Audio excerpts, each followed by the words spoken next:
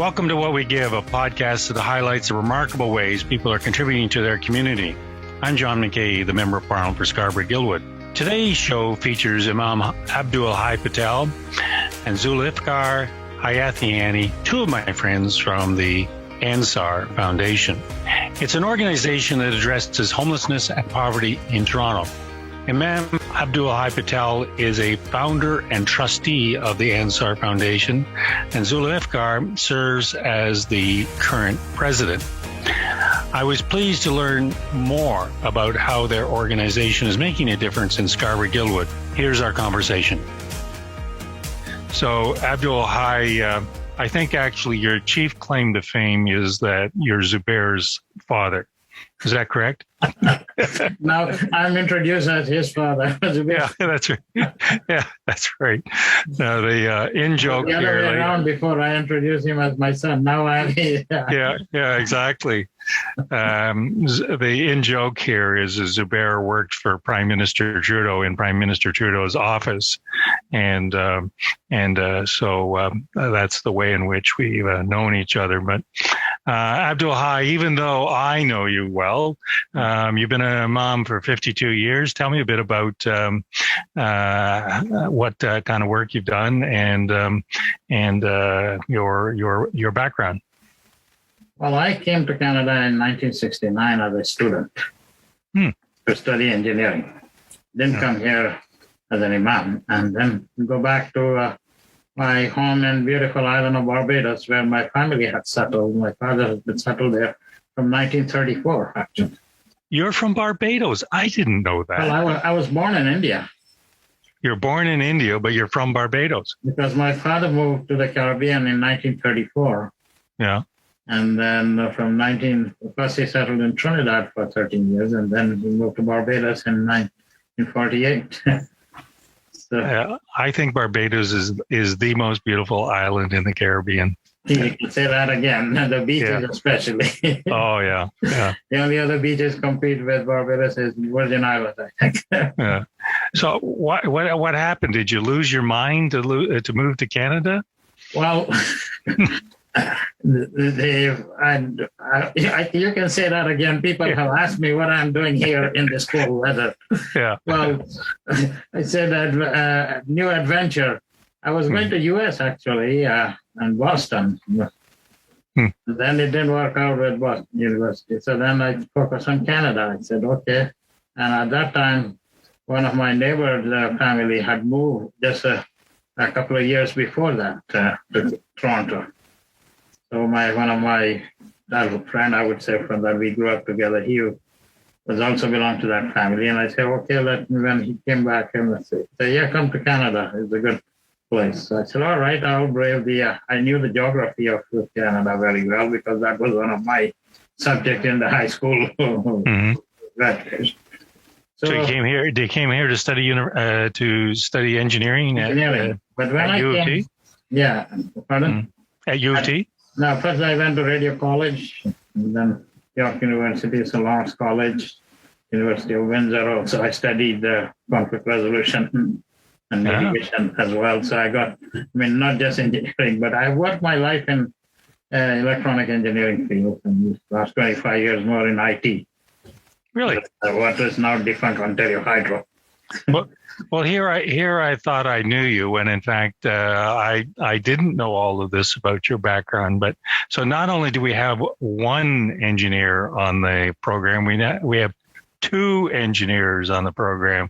So for those of you who are mathematically challenged, we've got Zulfikar Hathiyani, who's with us as well, who's also, if you will, a founder of the Ansar Foundation. So where did you study your engineering, Zulfikar? So similarly, like Imam Patel, I come from Kenya, and I'm born in Kenya, and I came to Canada in '93 and to enhance my studies. So I was in Sheridan College, so I've done my electronics engineering from Sheridan College. And I'm actually continuing my education right now with Athabasca University. Really? Yes. Athabasca, that's in Alberta, isn't it? Correct, online. So trying to continue on, as we say that you're never too old to study. So continuing to pursue studies in management. And so, coming here from Kenya, it was very different. It was. But again, Kenya is a gorgeous country. Oh, my goodness. Yeah. So it was interesting because having heard all the time that, the north, when you go, the days are long, the nights are short during summer. And in Kenya, we only know that there's 12-hour, the day you see the sunset at 6 o'clock in the evening, 7 o'clock, and that's it. The day doesn't go any further than that. And when I first landed here, it was like the day is not ending. It was completely different experience. Well, speaking of sunrise and sunset, it must be much easier to do Ramadan in Kenya than it is in Canada because of the time difference. So it's a solid 12 hours. 16 hours. Yeah. So, exactly. It was very different experience. But again, it was a unique experience to call it, and looking at it, with the guidance of Imam Patel and other friends, it's been a pleasure having had that opportunity to be part of Ansar and start working with him. Mm-hmm. Well, let's talk about that foundation. I should have said at the beginning, Ramadan Mubarak to both of you. But this is a Muslim-inspired foundation. I assume that you serve clientele that are not only Muslims, but others as well. So either one of you, tell me about the Ansar Foundation and where it's located and what it does. Well, I can speak to that, Shalom. Yeah. We started the Ansar Foundation, established back in 2002 or 3, going back. It's been that many years. Right after 1/1, when we saw Muslim community come under scrutiny, how people are, everyone started looking at Muslim community, who are there, what they want. And after 9/11, we had a lot of invitations from many churches to speak, synagogues and other faith communities. They said, tell us how we can improve our religion rather than reduce the backlash, if any, that community had. But at the same time, while working in downtown, like I spent most of my life working in downtown Toronto, I was seeing more and more people eating from garbage cans. Like my office was right above the Queen's Park subway station. And there people were eating from garbage cans. And then we had 2-3 deaths. People were frozen to death, sleeping on the sidewalk in winter. I said, as Muslims, how can we stand watching this happen in our city? That people have to go to this, eat from the garbage cans. So with a couple of friends, myself, we gathered together. We talked. I was living in East York at the time. No, I was living here in Scarborough, but my colleague, Michael Prue, who was a Metro councillor, and later became MP, we spoke to him that how city can help. So we said, yes, city can give you a building. I said, well, we want to address the homelessness. And homelessness with a difference that how not just give them food, breakfast and shelter, but to put them back into the society. So they like the idea, but city to this day has never come up with a building, except that we don't want any shelter in the eastern part of the city. We want more in the west or other parts. But again, we had a hard time at that time establishing a youth center on Faith Avenue, kind of a touchstone youth center. The number of fees had opposed so much, but it went ahead anyway. Yeah. So I said, you can expect opposition anywhere with a shelter, but let's start. And we started with feeding the homeless people once a month. had the number of shelters downtown, city operated, Salvation Army operated. And we also found a lot of Muslims in the shelter as well as non-Muslims. It is a non-denominational organization, so we never had said that we will be serving one community. What's the significance of the word Ansar? What's Ansar means helper. Helper. Oh, really? Okay. When the Prophet Muhammad moved to Medina after suffering persecution at the hand of the pagans in Mecca, he was welcomed by the community there, and they were called Ansar, the helpers. Oh, really? Okay. To house them, all the immigrant refugees from Mecca over there, share their houses, properties, everything. Half of that. So you got set up in the Flemington community area. We operated in virtual office, volunteers buying food from restaurants, food outlets, and serving the boxes, sometimes 200, sometimes 500, depending on the need, and shelters. And we heard about 10 years ago, we also heard about the Flemington Food Bank about to close. Mm-hmm. Red Cross operated for 30 years, and then Anglican ministry took over for a few years, and they couldn't manage. I was closing, so the word went out in the community that, like, I lived in Thorncliffe Park for a number of years, so I still had a good connection in that area. Mm-hmm. And a couple of our people also lived in there. So then we said, how can we save the food bank? So we gathered, I will be Ansar Foundation was one of the organization, and the Thorncliffe Mosque, these two Ismaili foundations, the Anglican ministry in Thorncliffe Park and Flemington Park, and the Pentecostal church in Flemington. 6 of us came together, put some money forward, and start running the food bank again. Really?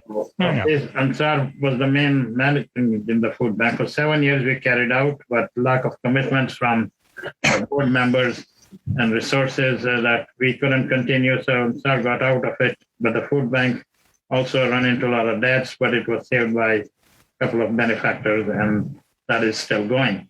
But we opened another office beside it to continue serving the food and expanded the mandate more now to seniors' needs.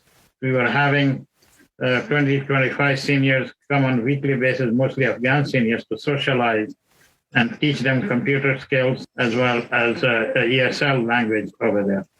Now, because since the pandemic broke out, and before that, we also took the initiative to open another office in Scarborough for health promotions, especially mental health. And we had organized a mental health forum as well before the pandemic broke out, because we haven't been able. So this would be about 2017, 2018, somewhere in there? Yeah. And this office now we are in. So we had to close the Flemington office because under public health guidelines, we couldn't use it. Oh, I see. People can't gather with social distance observed. No, of course. So now we have the office right in your constituency.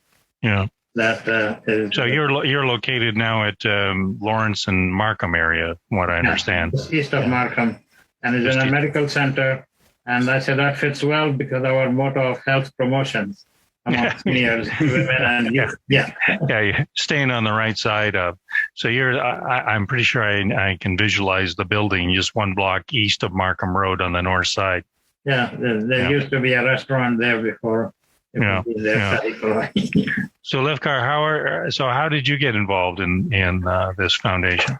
So I was involved in with originally when Ansar organized work for the homeless upon its inception in Toronto, way back in 2003, 2004, as a volunteer. So that was the time which I started getting involved in the activities. And thereafter, I moved for a short while to Waterloo, where I was with BlackBerry. And then I came back and returned back to Toronto. And then I was requested by Imam Patel to join in as a youth leader. He's a very persuasive guy, isn't he? Yes, yes. So as soon as he came to know I'm here and back again. So I was on the board as a youth leader. And as things progressed and moved on, I got the opportunity to take the lead. And as Imam Patel has mentioned, we had the office, we started the programs in the Thorncliffe area, but unfortunately, due to the circumstances, at the same time, when we opened the office here in Scarborough, we have not actually done an official opening ceremony of the office. We were planning to do on the day the first shutdown happened. No, that's bad timing. So that is still on the schedule of to do events that we have to officially open and get known. But the need arose among the community where due to COVID, a number of people lost their jobs, families started struggling, and we started thinking on how to approach this. And we were approached by a group of people in Thorncliffe because of our history in our roots there, that if we can work together and plan out and started looking after those families. And that's how we started our Adopt a Family program, where individual sponsor can sponsor for $100 a meal for a family of 4 that can approximately last for 4 weeks or a month. And so these would be basic foodstuffs, I would think. Basic foodstuffs that would keep them going. And at the same time, we got good support with the government of Canada, the COVID funding, which helped us boost. Currently, we do every month. We have been delivering about 140 hampers to 140 families. Right in and around the Markham Lawrence area, or further afield? So we are spread out to Markham Lawrence area and Thorncliffe. So we split and exactly. So we distribute the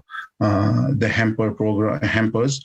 At the same time, we were also looking at how we can help the youth out, because it became an issue with the youth staying a lot at home. So we had our first virtual summer camp last year, which we had even registrants from out of Canada. Really? Because it was a virtual event, and that said that how much of a need is there for such, because when we are talking of lockdown, we have seen lockdown not only being in Canada, it's been affecting the world, and it's affecting all the families around the world. So the need is there. Simultaneously, we had after the success of the summer camp, when the school opened, we decided to hold every week on Saturdays, we hold a virtual homework club, where if students have any issues with their work at school, especially with online studying, it's not easy to concentrate and have that. So we have every Saturday, we provide that service online, virtually. I was just talking to a friend of mine whose 2 children are at home, and his 6-year-old was giving him all kinds of grief, and he was basically saying, "I can't take this anymore. I cannot take this anymore." So any relief you can give to parents I'm sure will be very welcome. But both of you are really serious Muslims. You take the faith seriously, and this is an expression of your faith. So tell me how it is that you weave in this actual practical expression your understanding of Islam. How you mean that faith is a guiding force in any observant Muslim's life, or for any other faith for that matter, whatever faith they may belong to, faith guides them. And the scriptures say that guide. In fact, I was in a Zoom meeting I have every 2 weeks meeting with Australia Christian prayer leaders and from other parts, U.S., Indonesia, Bangladesh. And today we were talking about the message of the Bible. Mm-hmm. And Jesus said that Bible is said in the way. Mm-hmm. They explain what Christ means and what Ian means. So, and the Quran also says in the opening chapter that praying God for guidance, show the way, show the right way. Yeah. Religion has been a force for guidance for many people. And when I came to Canada, there were about 1,000 Muslims here in Toronto, in my estimation. Mm-hmm. Number of them were not so much concerned on faith, but there were also a few people, although the history of Muslim settlement in Toronto goes back to about 1911, when Muslims from the Balkan countries, the former Yugoslavia, that was the country then, and they had settled in Toronto, and they were the pioneers, I would say, established the first mosque here. Yeah. In 1957, and 61 actually, yeah. And then so here there was one mosque, and I came as a student, but with my knowledge, I was introduced by my host to the gathering, and since then I've been serving as a volunteer imam. Yeah. It helped me to uphold my old faith coming in a young age. It's interesting. You have been an exemplar of interfaith dialogue, and from a Christian standpoint, there's two commandments: "Thou shalt love the Lord thy God with all thy heart and with all thy soul and with all thy might," and the second is like unto it, that thou shalt love thy neighbor as thyself. Yeah. And indeed, what you are doing with the Ansar Foundation is you are loving your neighbor as yourself, and mitigating some of the real serious effects of the pandemic. Yeah, well, Prophet Muhammad, peace be upon him, is saying that that person is not among us whose neighbors go hungry. Mm-hmm. So that's why that motivated us, prompted us to start something that to look after the homeless, especially and other in need of poverty. Now, the pandemic has increased the poverty level in the city to such a level, in the country for that matter. People have lost jobs. They were making good money, but now no money to pay rent. And just I heard last week that one family in Zulfikar received eviction notice and had to appear before the tenants board. Right. To do that because he lost the job and couldn't pay the rent for 4 months. So this is the kind of need that is now unseen by many people. Well, it's a strange pandemic that way, because there's a certain percentage of people who are doing very well and have adjusted and adapted quite well to the pandemic, and others have just literally fallen off the cliff. What was a modest but secure life has become very insecure, both in housing and in work as well. Yeah. I'm assuming, Zulfikar, that you're making similar observations of the people that you're serving. Yes. It's actually a lot has been divided, especially for those who are going out to work, who are working in the service industry, and that's where it's really affected. And those are the vulnerable population that is there, and that's where the support is really needed. Yeah, absolutely. And then there is the mental health that is increasing and spreading like fire. Many children, mental health among children who are not in the school, among adults, both men and women, and seniors, isolation. So we had some funding also, I think, from the federal government, right, Zulfikar? Yeah. Yes, and so we have 4 videos that are on our website, I think, that we also use on mental health. Yeah, that is the hidden pandemic, isn't it? The mental health of people is like my friend just going crazy with his kid. And if you were in one of those small apartments across the street from where you're located, and you had 2 or 3 kids in that apartment, I can imagine that any even if you will, quote unquote, normal person's mental health would be taxed by that reality. Absolutely, and looking at that whole aspect of it. So not only what we are looking at serving and providing the feeding needs of the people. We also have a helpline for mental health, where we don't provide the professional service, but we can guide people to where the services are available.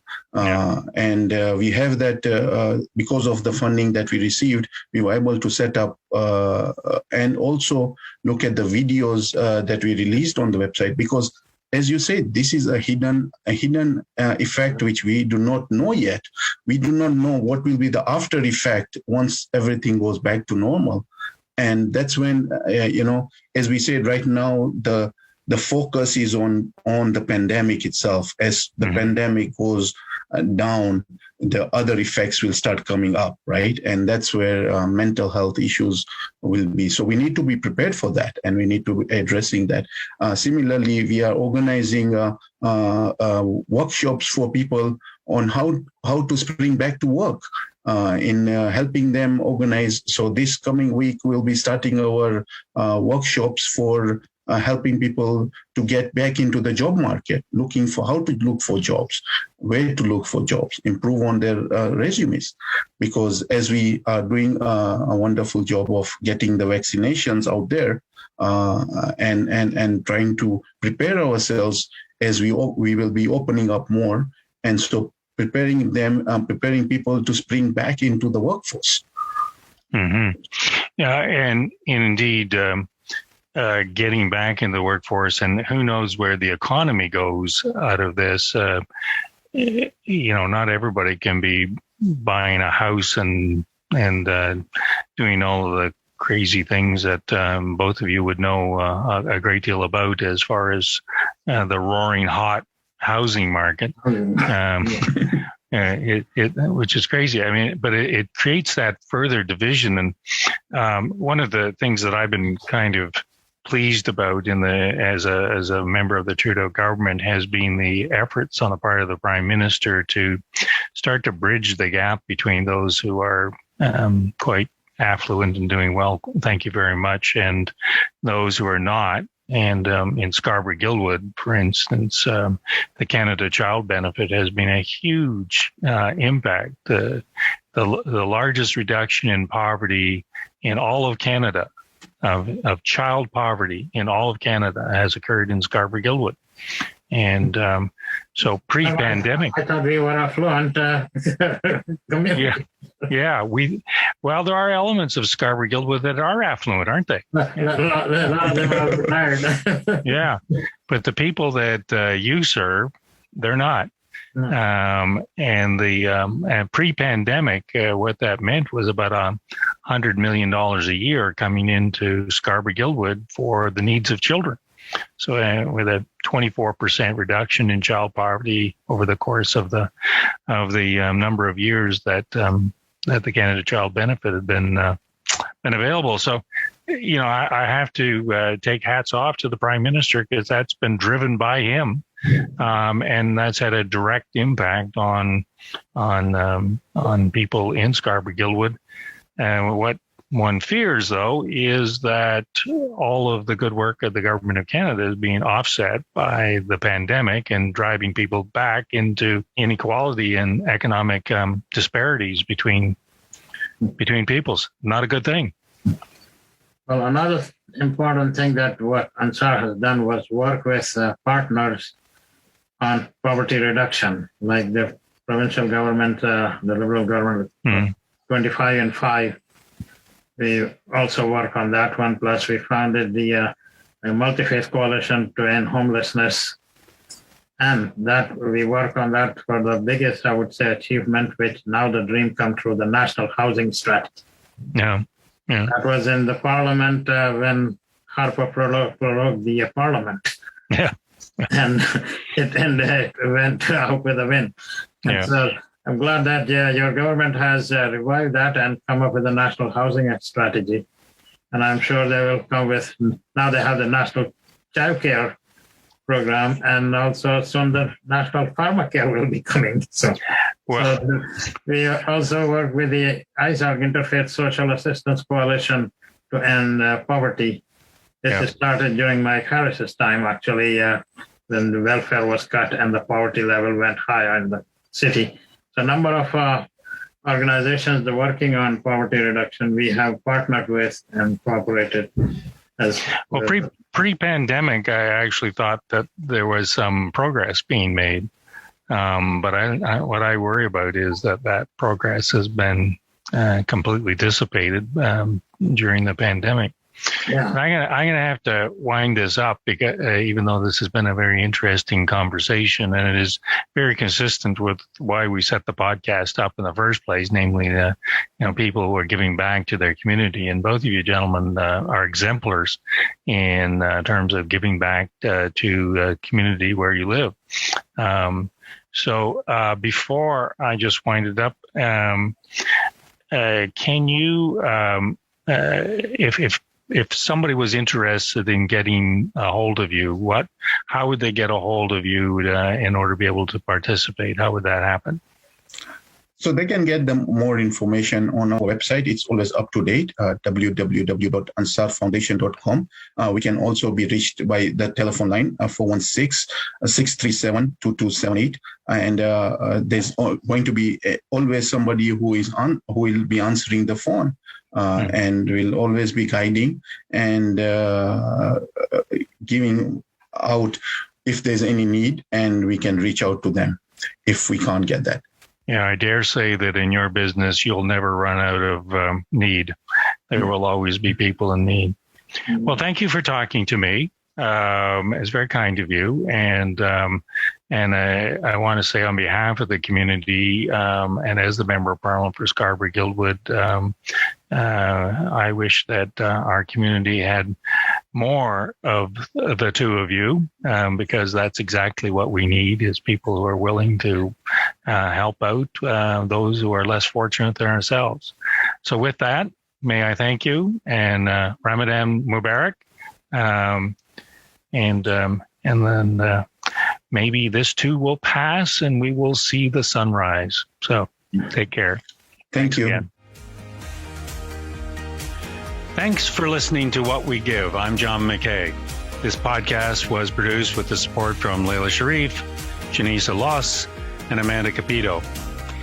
If you like what you hear, be sure to subscribe to What We Give on your favorite podcast player and leave us a review.